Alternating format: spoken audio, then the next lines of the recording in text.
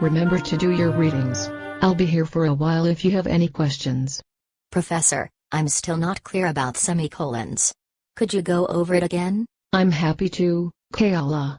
The key to using semicolons correctly is to look at each part of the sentence before and after the semicolon, and make sure each is a complete sentence. You remember that the two sentences need to be related, so we wouldn't say, I made a cake, semicolon.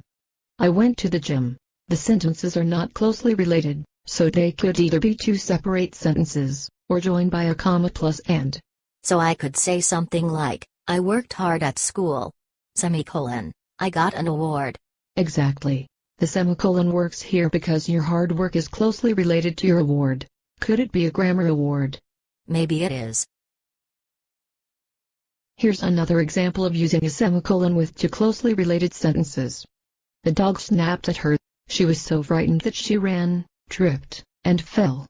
So I would check to see if the first part, the dog snapped at her, and the second part, she was so frightened that she ran, tripped, and fell, are complete and related sentences. Right, and I suggest reading your sentences aloud as an easy way for your ear to tell you if each part is a complete sentence. For example, is this correct? Chris hit Jane with his motorcycle is a complete sentence, but the phrase didn't stop to see if she was hurt is not. That's absolutely correct. So how would you fix the sentence?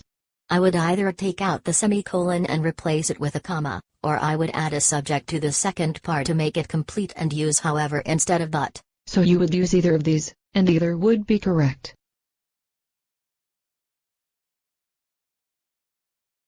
What about the special use of the transition words?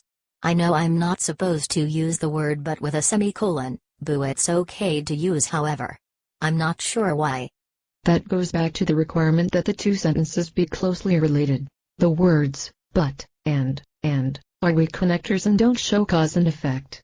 Like the cake and the gym example. Those two sentences weren't related. Yes, but words like unfortunately, however, and nevertheless show a cause and effect or other close relation. Can you think of an example?